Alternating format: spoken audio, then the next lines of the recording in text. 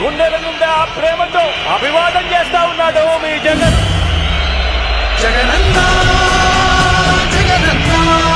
మొత్తం ప్రజలందరూ కూడా చొక్కా మడతేసి బాబుకున్న కుర్చీలను కూడా మడిచి చీపుళ్లతో ఊడ్చి వారి పార్టీని శాసనసభలో 102 నుంచి 23కు తగ్గించారు కదా అని అడుగుతా ఉన్నాను.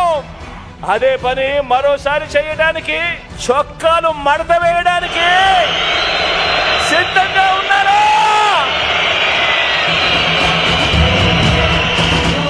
ఫ్యాన్ ఎప్పుడు ఇంట్లోనే ఉండాలి, సైకిల్ ఎప్పుడు బయటే ఉండాలి, తాగేసిన టీ గ్లాసు